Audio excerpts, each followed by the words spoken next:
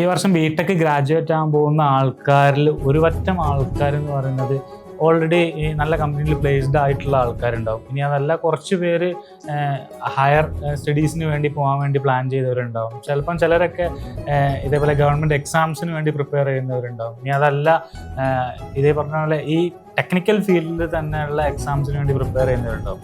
ഇനി അതല്ല ഇതൊന്നും അല്ലാത്ത കുറച്ച് കാറ്റഗറി ഓഫ് ആൾക്കാരുണ്ട് അല്ലേ. അതായത് കോളേജിൽ നിന്ന് പ്ലേസ്മെൻറ്റ് കിട്ടിയിട്ടുണ്ടാവില്ല, പക്ഷേ കോളേജിന് പുറത്ത് നിന്ന് മറ്റ് കമ്പനീസിൽ, അതായത് നല്ല MNC കമ്പനീസിൽ നല്ലൊരു പ്ലേസ്മെൻറ്റ് കിട്ടണം എന്ന് ആഗ്രഹിച്ച് നിൽക്കുന്ന ആൾക്കാരുണ്ട്. അവരോട് എനിക്ക് കുറച്ച് ചെറിയൊരു അഡ്വൈസ് എന്നുള്ള രീതിയിൽ പറയാനുള്ളത്, ഇന്നത്തെ കമ്പനീസ് എല്ലാവരും നോക്കുന്നൊരു കാര്യം എന്ന് പറഞ്ഞു കഴിഞ്ഞാൽ അവരുടെ കമ്പനിയിലുള്ള അവർ ഡിമാൻഡ് ചെയ്യുന്ന, അതായത് ആ കമ്പനി ഡിമാൻഡ് ചെയ്യുന്ന സ്കില്ല് ചെയ്യാൻ പറ്റുന്ന ആൾക്കാരെയാണ് ആ കമ്പനിക്ക് ആവശ്യമായിട്ടുള്ളത്. അപ്പം ആ ഒരു സ്കില്ല് നിങ്ങളുടെ ഈ ഒരു എഡ്യൂക്കേഷനിൽ, അതായത് ഈ ഒരു 4 year എഡ്യൂക്കേഷനിൽ നിങ്ങൾ അക്വയർ ചെയ്തിട്ടുണ്ടോ അല്ലെങ്കിൽ ഗെയിൻ ചെയ്തിട്ടുണ്ടോ എന്നുള്ളത് നിങ്ങൾ ഒന്ന് ചിന്തിക്കുക.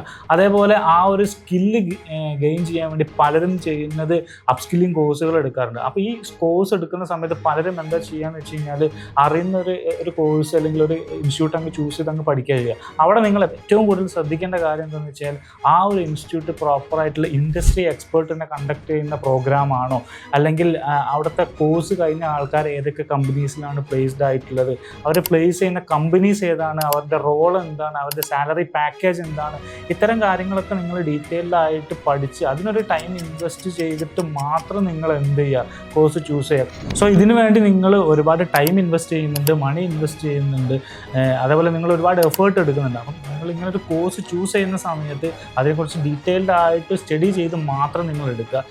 അതേപോലെ മയോസിയുടെ മെൻറ്റർഷിപ്പ് പ്രോഗ്രാം ഉണ്ട്. കേരളത്തിൽ തന്നെ നമ്പർ 1 കോളേജ് ആയിട്ടുള്ള CET ട്രിവാൻഡ്രം സർട്ടിഫൈഡ് ആയിട്ടുള്ള മെൻറ്റർഷിപ്പ് പ്രോഗ്രാമാണ് മയോസി കൊടുക്കുന്നത്. അതിൻ്റെ കൂടുതൽ ഡീറ്റെയിൽസ് ഒക്കെ അറിയണം എന്നുണ്ടെങ്കിൽ നിങ്ങൾ കോൺടാക്ട് ചെയ്ത് കഴിഞ്ഞാൽ കംപ്ലീറ്റ് ഡീറ്റെയിൽസ് നിങ്ങൾക്ക് ഷെയർ ചെയ്ത് തരുന്നതായിരിക്കും.